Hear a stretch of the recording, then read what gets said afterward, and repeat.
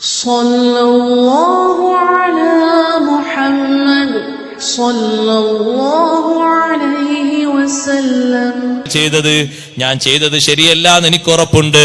ഉസ്താദ് ഇങ്ങോട്ട് വന്നതെന്നോട് സംസാരിക്കാനല്ലേ. ഞാൻ തീർത്ത് പറയുന്നു, ലാ അശ്റബു അബദാ, ഇനി ഒരിക്കലും ഞാൻ മദ്യപിക്കൂല. സത്യം ചെയ്ത് പറയട്ടെ ഉസ്താദേ, മേലാല് ഞാൻ മദ്യപിക്കൂല. അബൂ ഹനീഫ റളിയല്ലാഹു അൻഹു നല്ല സന്തോഷത്തോടെ നസീഹത്ത് കൊടുത്ത് തന്റെ അയൽവാസിയെ നന്നാക്കുന്നു. നല്ല ഉപദേശം സ്വീകരിച്ചയാള് നല്ല ആളായി മാറുന്നു.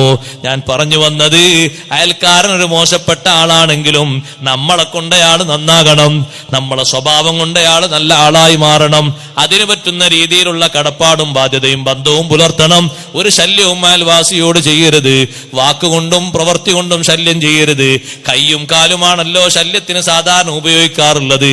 അതുകൊണ്ടാണ് കയ്യും കാലും മുറിച്ചു മാറ്റപ്പെട്ട രീതിയിൽ അയൽക്കാരെ ശല്യം ചെയ്ത ആൾക്കാർ അങ്ങനെ ആഖിറത്തിലേക്ക് വരുന്നത്. കയ്യില്ല കാലില്ല, രണ്ടും മുറിച്ചു മാറ്റപ്പെട്ടിട്ടുണ്ട്. പിന്നെ പറഞ്ഞല്ലോ, തീയിന്റെ മട്ടിലില്, കത്തുന്ന തീയിന്റെ മട്ടിലുകളിൽ തറച്ചുകൊണ്ട് കുരിശിൽ തറച്ച രൂപത്തിൽ കൊണ്ടുവരുന്ന ആളുകള് നിരപരാധികളായ ആളുകളെ ജയിലിലടക്കാൻ വേണ്ടി കൊണ്ടുപോകുന്നവരില്ലേ? പലയിടങ്ങളിലും കാണാം. നമ്മുടെ ഇവിടെ മാത്രമല്ല, വിദേശത്തും കണ്ടില്ലേ? പാവപ്പെട്ട ആളുകളെ മേല് ഇല്ലാ കേസ് ചാർത്തിയിട്ട് അവരെ കൊണ്ടുപോയി തുറങ്കിലടക്കുന്നവര്. അവർക്ക് ചെറിയ ശിക്ഷ കൊടുത്താ പോരല്ലോ, വലിയ ശിക്ഷയാണ് അല്ലാഹു തആല കൊടുത്തത്. വല്ലദീന ഹും അശദ്ദു നത്നം മിനൽ ജീഫ്, ദുർഗന്ധം വമിക്കുന്ന ശരീരമുള്ള ആളുകളാരാണ്? ഫല്ലദീന യതമത്തഊന ബിശ്ശഹവാതി വല്ലദ്ദാത്ത്, ദുനിയാവിന്റെ സർവരസങ്ങളും സർവസുഖങ്ങളും ഉപയോഗിക്കുന്ന ആളുകളാണ്. അടിച്ചു പൊളിച്ച് ജീവിക്കണം, ആ ഒരു ചിന്തയേ ഉള്ളൂ. അടിച്ചു പൊളിച്ച് ജീവിക്കാൻ അനാവശ്യത്തിന്റെ A to Z അവരിൽ കാണാം. അനാവശ്യങ്ങൾ നടക്കുന്ന മേഖലകളിൽ അവരുണ്ട്.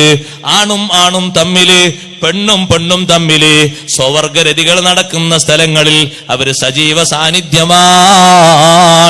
അത്തരത്തിലുള്ള സ്ഥലങ്ങളിലേക്ക് ടൂറ് പോകാനും അതുപോലെ തന്നെ ഫാമിലി ടൂറ് പോകാനും വലിയ സന്തോഷമാണ്, വലിയ സുഖമാണ്. അതിന് 10,000 ചെലവഴിക്കുന്നത്. കണ്ടില്ലേ നിങ്ങൾ ഹണിമൂൺ ടൂർ യാത്രകള്?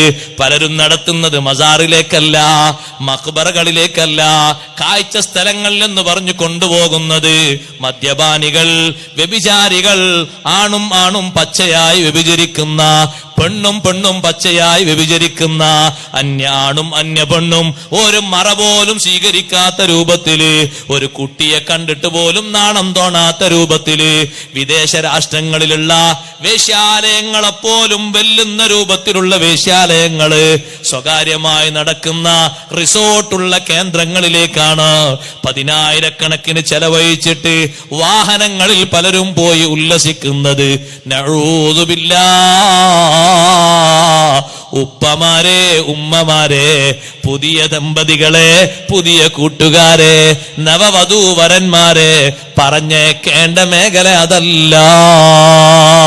അള്ളാഹുവിന്റെ അദാബ് വരാൻ ഏറ്റവും കാരണമായി വർത്തിക്കുന്ന സ്ഥലമാണ്. ദുനിയാവിലെ എല്ലാ അടിച്ചുപൊടികളിലും എല്ലാ സുഖങ്ങളിലും സംബന്ധിക്കണം. എന്തെല്ലാം സുഖങ്ങളുണ്ടോ അതൊക്കെ ആസ്വദിക്കണം. ഹലാലാണോ ഹറാമാണോ എന്ന ചിന്തയില്ലാതെ ഏതെല്ലാം സുഖങ്ങളാണ് ഓരോരുത്തരും ഉപയോഗിക്കുന്നത്. 2 മണി സമയം വരെ ഉറക്കമൊഴിച്ച് ചില വീടുകളിലൊക്കെ ലൈറ്റ് കാണുന്നത് വഅദ് കേൾക്കാനല്ല, നസീഹത്ത് കേൾക്കാനല്ല, മദ്ഹ് കേൾക്കാനല്ല. പലരും കാണുന്നത്, പലരും കേൾക്കുന്നത് സെക്സുകളാണ്, കോമഡികളാണ്, സിനിമകളാണ്, നാടകങ്ങളാണ്. നഊദു ബില്ലാഹ്. പ്രായത്തെ വെല്ലുന്ന വിധത്തില് ഈ സുഖങ്ങളൊക്കെ കൂടിപ്പോയി. ഇവരെ ശരീരം ദുനിയാവില് നല്ല ശരീരമാണ്, ആഖിറത്തിലെത്തുമ്പോ ചീഞ്ഞു നാറുകയാണ്. വല്ലദീനഹും അശദ്ദു നത്നം മിനൽ ജീഫ്, ശവത്തെക്കാളും നാറുന്ന ശരീരം. ദുനിയാവിൽ എന്ത് മിനുക്കി നടന്ന ശരീരമാണ്, എന്ത് സുഖിച്ച് നടന്ന ശരീരമാണ്. പക്ഷേ എല്ലാ സുഖങ്ങളിലും എല്ലാ വിനോദങ്ങളിലും അവരുണ്ട്. അർദ്ധനഗ്നകളായ പെൺകുട്ടികള് നൃത്തമാടും നേരത്താരാ പോയി നിൽക്കുന്നത്? സുബ്ഹാനല്ലാഹ്. രാത്രിയും പകലും സമയം വ്യത്യാസമില്ലാതെ ഉപ്പമാരെ, ഉമ്മമാരെ, നല്ലോണം അധ്വാനിച്ചു വന്ന ചെറുപ്പക്കാര് ഒരു ഫ്രീ എന്ന് കരുതിയിട്ട് 2 മണി സമയം വരെ 3 മണി സമയം വരെ ശരീരം തിമർത്താടിയിട്ട് വന്ന് AC-യും ഇട്ട് ഉറങ്ങിയിട്ട് സുബ്ഹിയില്ല, പിന്നെ എഴുന്നേറ്റ് ഭക്ഷണം കഴിക്കുകയാണ്.